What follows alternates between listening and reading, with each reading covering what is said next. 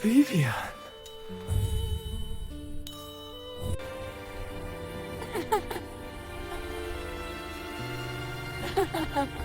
Vivian, who are these kids?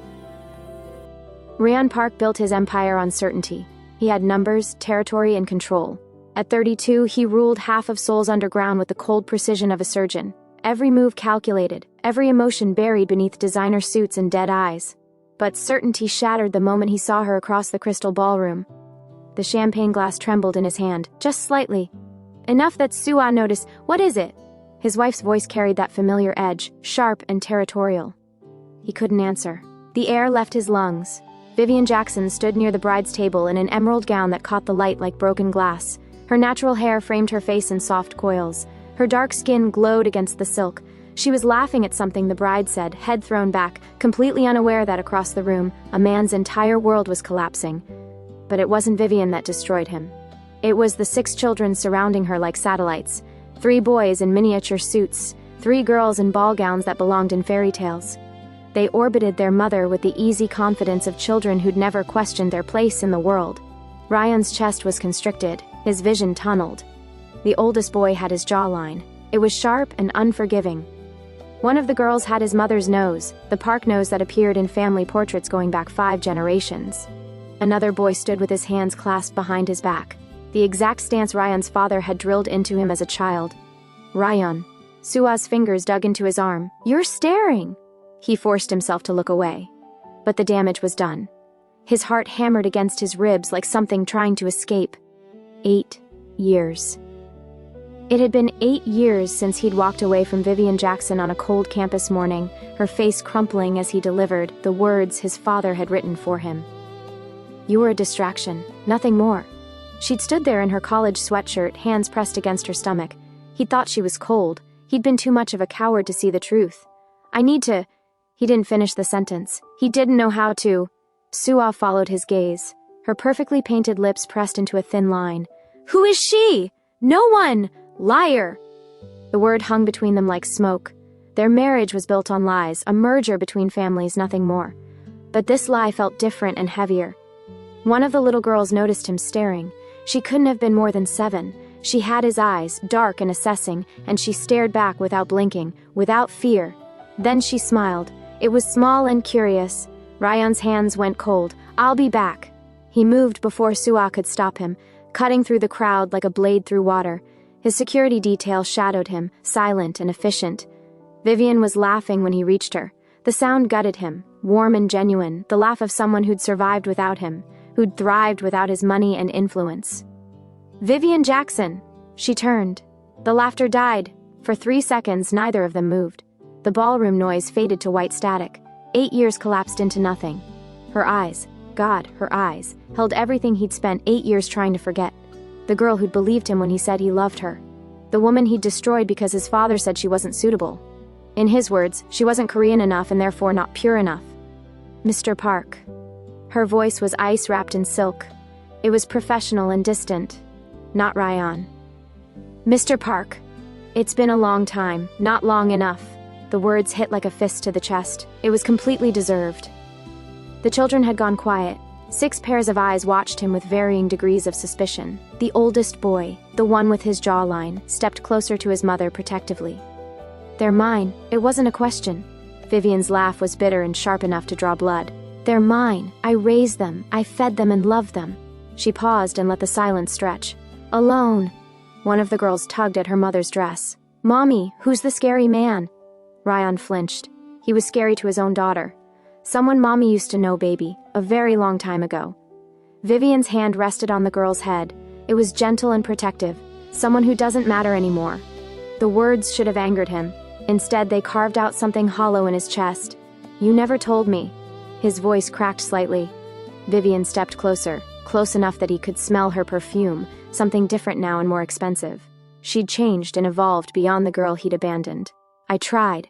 Her voice dropped to a deadly whisper. "I called. I went to your office. Your secretary said you'd given orders. No contact, no exceptions." She smiled, but it didn't reach her eyes, so I stopped trying. "Vivian, Attorney Jackson." She corrected him like a teacher correcting a child. "I'm a lawyer now, corporate law. I have a good life. They have a good life. What happens when Ryeon's wife discovers the truth? Keep watching to find out, and tell us in the comments. Are you Team Ryeon or Team Vivian? Drop your answer below. Soo-ah stood 3 feet away, watching with skeptical eyes. Ryeon saw the exact moment she understood. Her eyes moved from Vivian to the children, then back to him. Her face remained perfectly composed, years of training in hiding emotion, but her fingers curled into fists at her sides. The oldest boy noticed. "Mom, can we get cake now? Soon, Kwame?" Vivian's voice never wavered. "Soon, Kwame." His son had a name. They all had names, and he didn't know any of them. Soo-ah materialized beside him, her smile sharp as broken glass. "Introduce me to your friend, darling." The word friend dripped with venom. Vivian met Soo-ah's gaze without flinching. "Attorney Vivian Jackson, the bride's maid of honor." She gestured to the children with obvious pride. "And these are my children. 6. Soo-ah's voice was flat. "You have 6 children. Yes, how extraordinary." The silence that followed could have cut diamonds. One of the smaller girls, the one with his mother's nose, waved at Ryeon. "You are very tall. Naledi, manners." Vivian's correction was gentle but firm. "Sorry, Mommy." Naledi didn't look sorry at all. She grinned up at Ryeon with gap-toothed mischief. "But he is tall. Like a giant." Despite everything, Ryeon almost smiled. "They're beautiful." Soo-ah's voice had shifted. It was softer now, but still dangerous in its softness. "They must keep you very busy." "They do." Vivian's hand found another daughter's shoulder. "But I wouldn't change it for anything." The subtext was clear. She'd managed to raise them alone. She didn't need him then, and she didn't need him now. Soo-ah's nails dug into Ryeon's arm. "We should let you get back to your evening. I'm sure the children need attention." It was a polite and poisonous dismissal. Vivian nodded once. "It was interesting seeing you again, Mr. Park." She turned to leave, her children falling into formation around her like well-trained soldiers. The boys flanked her. The girls held hands in a chain. They moved as a unit, a family that had learned to protect itself. Ryeon watched them go. He watched his children disappear into the crowd without looking back. "We're leaving." Soo-ah's voice was ice. "Now." The penthouse was silent except for the city sounds filtering through floor-to-ceiling windows. Seoul sprawled below them, glittering, indifferent and alive. Ryeon poured whiskey but didn't drink it. Soo-ah stood near the window, arms crossed, face illuminated by the city lights. "Tell me everything." So he did. The whole pathetic story, meeting Vivian in college when he was young and stupid and thought love could conquer anything. His father's ultimatum, end it or lose everything, and the cowardly breakup on that cold morning. She was pregnant. Soo-ah's voice was hollow. "You left her pregnant. I didn't know. Would it have mattered?" The question hung between them like a noose. Ryeon stared at his hands. These hands had built an empire, had ordered men beaten, had signed documents that ruined lives, but they'd never held his children. They'd never wiped away their tears. "I don't know," he said finally, "honestly." Soo-ah laughed. It was sharp and bitter. "At least you're honest now." She moved to the bar and poured her own drink. "Pay child support, whatever she needs, but keep them at a distance. They shouldn't interfere with our family." "No." She turned, genuine surprise flickering across her face. "Excuse me? I want to know them." The words felt foreign in his mouth. "I want to be their father." "You can't be serious." "I've never been more serious." Soo-ah set her glass down with enough force to crack it. "You're the head of the Park family. 6 illegitimate mixed-race children will destroy your reputation. Your mother will have a stroke. Your uncles will use this against you. I don't care. You should." She stepped closer, and something in her expression shifted. "You really want to know the truth, Ryeon? About us? About this perfect marriage?" His stomach dropped. "What are you talking about? Your father paid me." The words came out flat and matter-of-fact. $3 million, half up front, half after 5 years of marriage. She laughed at his expression. "What, you thought I actually wanted to marry you? You were 27 and obsessed with some African girl? You were a terrible investment." The room tilted. "He paid you to marry you, to keep you distracted, to make sure you never went back to her." Soo-ah's smile was cruel. "And it worked, didn't it? You built your empire, became exactly what your father wanted, and she disappeared with your children." Ryeon's hands shook. "You knew. All this time, you knew she'd tried to contact me. Your father's secretary was very thorough. 17 calls, 4 office visits, 2 letters." Soo-ah counted on her fingers like reciting a grocery list. "All blocked and destroyed. You never stood a chance of finding her." "Why are you telling me this now?" "Because my 5 years are up. The money's in my account. And honestly, she grabbed her purse. I'm tired of pretending to care about your emotional breakdowns. Do what you want with those children. I'm done. She walked to the door and paused. Oh, and Ryeon? Your father didn't just pay me. He paid her to leave Seoul and made her an offer she couldn't refuse. A job in Johannesburg with a full scholarship for law school, and a promise that if she stayed away, you'd never know about the pregnancy. Sua's smile was vicious. She took it. So maybe ask yourself who really abandoned who. The door closed. Ryeon stood alone in his penthouse, his entire reality shattering like glass. His father had orchestrated everything, the marriage, the separation, and the lost years. And Vivian. Had she really taken money to leave, or was that another lie? His phone buzzed. An unsaved number sent him a text. I hear Vanessa is back. By now your wife must have told you half of the truth. Want to know the rest? Meet me at Ryeon Park. Come alone at midnight. His hands were still shaking when he texted back. Who is this? The response came immediately. Someone who watched your father destroy 2 lives, and someone who's been waiting 8 years to make him pay. Ryeon Park was empty at midnight. Shadows stretched long under flickering streetlights. Ryeon's security wanted to follow, but he'd ordered them to stay back. Some truths required solitude. A figure emerged from behind the lead rose garden, small, hooded, moving with the careful steps of someone used to hiding. Mr. Park, a woman's voice. It was older and familiar somehow. She pulled back her hood. Ryeon's breath caught. Mrs. Kang! It was his father's secretary. The woman who'd worked for the Park family for 30 years, who'd retired 5 years ago and disappeared. You blocked Vivian's calls, he said. It was not a question. On your father's orders. Yes. She moved closer, and he saw how much she'd aged, how much carrying secrets had cost her. But that's not why I'm here. Then why? Because I'm dying. I have stage 4 cancer, and I'm tired of carrying guilt to my grave. She pulled an envelope from her coat. Your father didn't just pay your wife. He paid Vivian too. But not to leave. Ryeon's world tilted again. He paid her to stay silent, to never tell you about the pregnancy, to raise the children alone. Mrs. Kang's hands trembled as she handed him the envelope. She refused at first and kept trying to reach you. But then, she closed her eyes. Your father threatened her work visa. He threatened to have her deported, and told her if she ever contacted you again, he'd make sure she lost everything. No. The word came out strangled. He wouldn't. He did. And when she was 6 months pregnant with sextuplets, 6 babies, Mr. Park, imagine the medical costs. He offered her a deal. He'd pay for everything, medical care, hospital bills, a good apartment. But she had to sign away any claim to you or the Park family. Ryeon's knees almost gave out. She signed. She had no choice. It was sign or lose her babies. Mrs. Kang's voice cracked. I watched her sign those papers with tears running down her face. I watched your father smile like he'd won a war. The envelope felt like lead in Ryeon's hands. He opened it. Inside were copies of contracts, bank transfers, and photos. He found photos of Vivian at 7 months pregnant. She was huge and exhausted, standing outside a Seoul hospital. Photos of her in labor alone. Photos of her holding 6 tiny babies in the NICU, her face a mask of love and terror. Photos of her struggling with 6 car seats, 6 babies, and no help. All taken by private investigators his father had hired to make sure she kept her distance. He watched her suffer.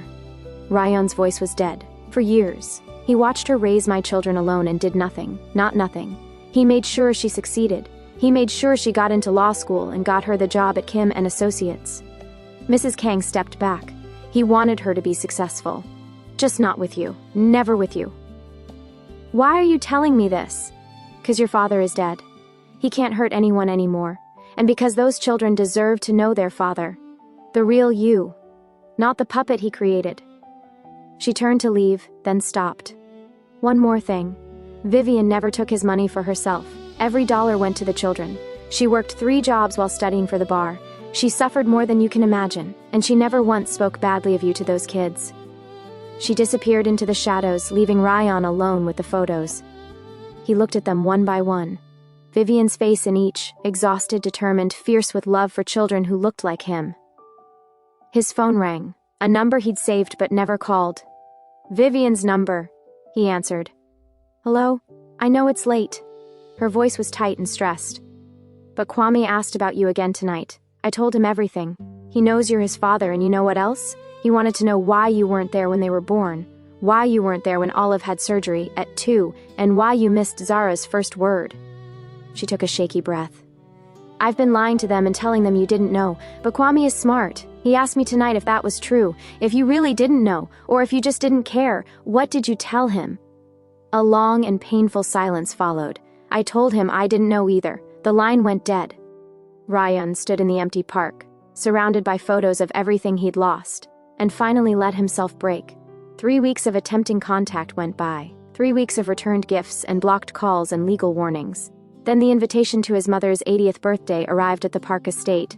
It was a command performance and a note in his mother's handwriting, "Bring them. It's time we met our blood." It was a trap, obviously. She'd sent the same message to Vivian, and he realized that he had to warn her. He called Vivian immediately. "Don't go." "Excuse me? The birthday party. My mother, she's not extending an olive branch, she's planning something." "I'm not afraid of your family, Ryeon. You should be." Her laugh was sharp. "I raised 6 children alone after your father threatened to destroy my life. I built a career from nothing while working 3 jobs. Your family doesn't scare me. How did you know about my father?" She paused. "What?" "About what he did. The threats and the payments." There was a longer pause. "Who told you?" "Does it matter?" "Yes." Her voice went cold. "Because I never wanted you to know. I never wanted you to carry that guilt. Vivian, my children deserve to meet their heritage, even if their heritage tried to erase their existence." She took a breath. "We're going. And if anyone, and I mean anyone, hurts my babies, I'll make your father's threats look like kindness." She hung up. Ryeon stared at his phone, at the photos Mrs. Kang had given him, at the life he'd lost. Then he made a call. "I need security at the Park estate tomorrow. I need extra guards. Korean and international. Some African if possible." His second-in-command hesitated. "Boss, your mother won't like that." "I don't care what she likes. My children are walking into enemy territory. I won't let them face it alone." For the first time in 8 years, Ryeon Park was choosing his children over his family. He just hoped it wasn't too late. The Park estate rose from Seoul's landscape like a fortress dressed as a palace. 20 acres of carefully maintained grounds. Armed guards at every entrance, walls designed to keep the world out or monsters in. Vivian's car arrived at 3 p.m. sharp. Ryeon watched from the entrance. He'd been waiting since noon, unable to sit still and unable to think about anything except protecting them. She emerged first in a navy dress with her shoulders back like a warrior dressed for battle. Then the children followed behind her. 6 perfect mirrors of 2 worlds. They wore traditional Korean hanbok mixed with modern styles. A statement Vivian had clearly crafted with care. "We belong here. We're not ashamed." The staff lined the entrance. His mother's touch. Every face was neutral and every eye was judging. But there were also new faces. Guards Ryeon had hired. 3 of them were from South Africa. One of them caught Vivian's eye and nodded. It was a silent message, "You're not alone." Her shoulders relaxed just slightly. Ryeon moved forward before he could think. "Vivian!" She turned, saw him, and something flickered in her expression, surprise maybe, or gratitude.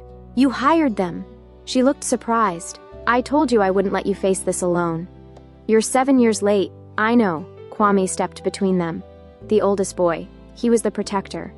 "Are you really our father?" The question hit like a bullet. Every adult in the vicinity went silent, guards and staff alike. Even the wind seemed to hold its breath. Ryeon crouched slowly until he was at eye level with his son. "Yes." "Then why weren't you there?" Kwame's voice didn't shake or waver. "Mom cried every night for the first year. I remember, I was little, but I remember." Vivian's hand covered her mouth. "Kwame, baby." "I'd wake up to go to the restroom to pee with Oliver, and she'd be in the living room crying, trying to be quiet so we wouldn't hear." Kwame's eyes, Ryeon's eyes, bored into him. "Where were you when she cried?" The garden had gone completely silent. Ryeon's throat closed. "I didn't know you existed. My father..." He stopped and started over. "I made mistakes, terrible mistakes. I walked away from your mother when I should have fought for her, and by the time I realized what I'd lost, it was too late." "That's not an answer." "No." Ryeon's voice cracked. "It's not. The truth is, I was a coward. I let my father control my life. I let him convince me that power and reputation mattered more than love. I was wrong, and you suffered for it. All of you suffered. And I'm sorry, I know that's not enough. I know sorry doesn't fix 7 years, but I'm here now, and I'm not leaving again." Kwame studied him for a long moment, then turned to his mother. "Mom?" Vivian's eyes were wet. "It's okay, baby, you can decide for yourself." Kwame looked back at Ryeon. "Prove it." "What?" "Prove you're not leaving. Prove you're not just here because you feel guilty." The boy's voice was harder than any 7-year-old should be. Because if you're going to hurt Mom again, you should leave now. He was 7 years old and already his mother's protector. He was already scarred by his absence. Ryeon stood and faced his son. I'll spend the rest of my life proving it. If you'll let me. Before Kwame could respond, a voice cut through the garden like a knife. How touching.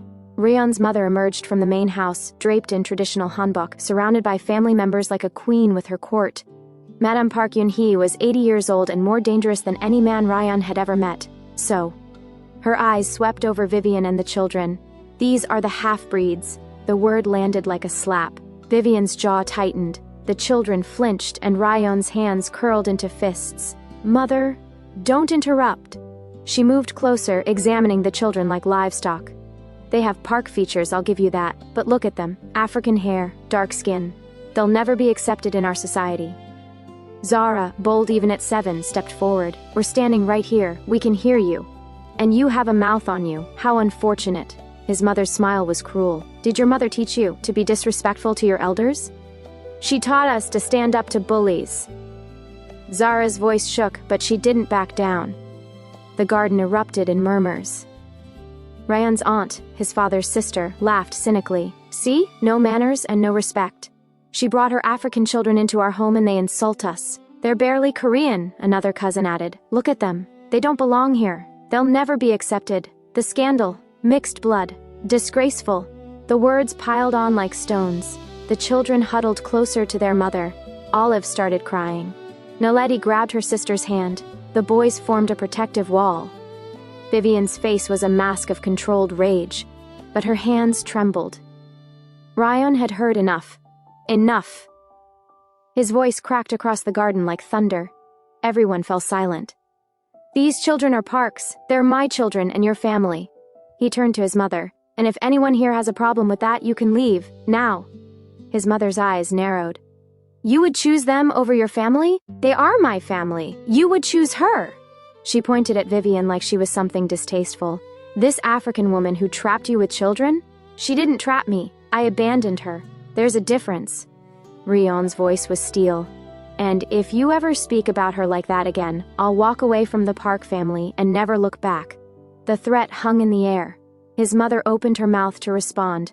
That's enough. A new voice said. It was deep and authoritative. Park Sang-woo emerged from the pavilion like a ghost made flesh.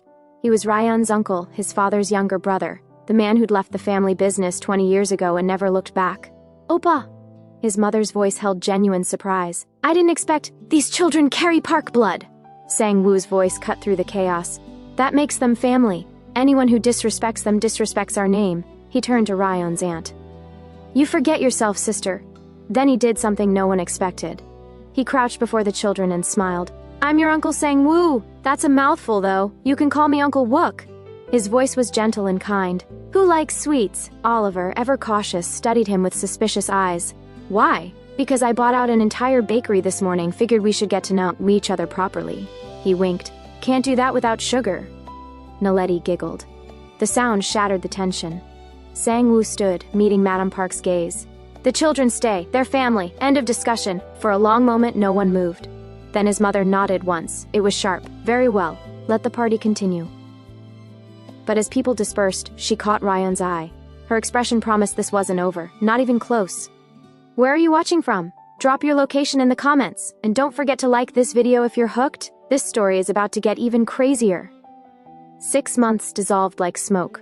Ryeon's marriage ended on a Tuesday. He came home early. Something felt wrong. And found Soo-ah in their bed with Kim, his accountant. He stood in the doorway and watched them scramble. He watched his wife's face shift from shock to defiance. Say something, she demanded. He couldn't. The anger he expected didn't come. All he felt was just hollow relief. You stopped paying attention months ago. Soo-ah wrapped herself in the sheet, ever since that wedding. Ever since her— This isn't about Vivian. Everything is about Vivian. She laughed, bitter. You're in love with her. You always have been. He couldn't deny it. The divorce was brutal and quick. His mother raged, but Sang-woo, surprisingly, supported him at the family meeting. Let the boy fix his mistakes. If there's a chance to repair what he broke, he should take it. Ryeon threw himself into fatherhood. He attended soccer practices, dance recitals, did math homework, and learned how to braid Zara's hair badly, but she wore his attempts with pride. His children warmed to him, slowly and cautiously, like wounded animals learning trust. But Vivian remained distant. She was always professional and coordinated his access to his kids through lawyers. She built walls he couldn't breach. Meanwhile, Sang-woo was there at every event, making the children laugh and treating Vivian with steady, consistent respect. Everything Ryeon had never been. He watched them at Naletti's dance recital. Sang-woo sat beside Vivian, shoulders touching. When Naletti finished, she ran to both of them and called him Uncle Wookie with gap-toothed joy. Vivian looked at his uncle the way she used to look at Ryeon before he destroyed everything. That night, alone in his penthouse, he made a decision. He called her. "Have dinner with me. Ryeon, please. This is not about the kids, it's about us. There's something I need to say."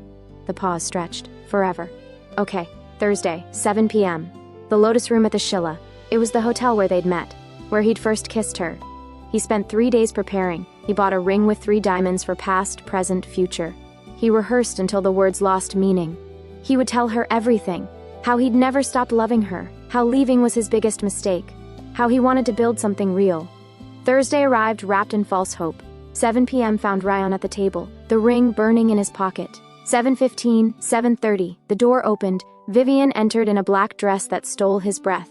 But she wasn't alone. Sang-woo was with her, their hands intertwined. The world stopped. "Ryeon." Vivian's voice was gentle and firm. "There's someone important I need you to meet formally." No. Someone I've been seeing for the past 3 months." Sang-woo met his eyes. No apology, just quiet defiance. "I know this is complicated." Vivian stepped closer. "But Uncle Wook has been incredible with the children. He's been there for us. He makes me laugh and makes me feel safe." She took a breath. "He asked me to marry him and I said yes." The ring on her finger caught the light. "Wrong ring, wrong hand, wrong man." "You're marrying my uncle?" His voice sounded distant and broken. "I'm marrying a man who sees me and who chose me first, every time, without hesitation." Sang-woo finally spoke. "I never meant for this to happen, but I can't apologize for falling in love with her, or for wanting to be a father to those children." He paused. "They need stability, they need family. I'm their family. You're their father, always will be." Sang-woo's voice softened. "But I'm going to be their stepdad and Vivian's husband. If you can accept that, we can make this work. If not..." He shrugged. "That's your choice. But I'm not walking away." Ryeon looked at Vivian. He saw the truth he'd been avoiding. She was happy, genuinely and radiantly happy in a way she'd never been with him. The ring in his pocket felt like lead. All his words died unspoken. "Congratulations." He stood and exhaled heavily. "Ryeon." Vivian started, but he was already walking away through the restaurant, past concerned staff and into Seoul's neon-soaked streets. Behind him, Vivian muttered, soft as a prayer, "I'm sorry, I truly am." He didn't look back. 1 week later, Ryeon sat in his office drowning in whiskey that didn't touch the pain. His second-in-command entered without knocking. "Boss, we have a situation. Not now. It's about Attorney Jackson and your uncle." Ryeon's head snapped up. "There's been chatter in the organization. Some think your uncle is positioning himself against you." The man leaned forward. "He has 6 potential heirs now. 6 children who could unite the Korean and international factions. That's ridiculous." "Is it?" "He's been liquidating assets and meeting with the Choi family, our rivals." Ryeon's blood went cold. "I got a message today from a reliable informant." He passed him the phone and Ryeon read the messages. "Tell Ryeon to check his uncle's medical records. He's dying of cancer. It's terminal. Ask yourself why he'd marry her now." The second message read, "The engagement party is tomorrow night. Might want to attend. Things aren't what they seem." Ryeon stared at his phone. Grief and rage warred in his chest. Was it possible? Was Sang-woo that calculating? Or was someone trying to manipulate him?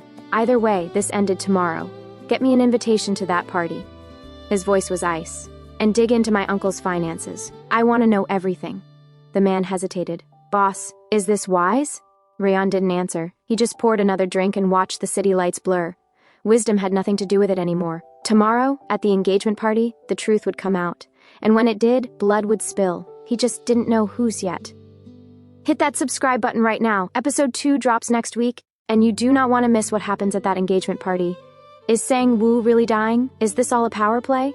Will Ryeon crash the party and expose the truth? Comment below, Team Ryeon or Team Sang-woo.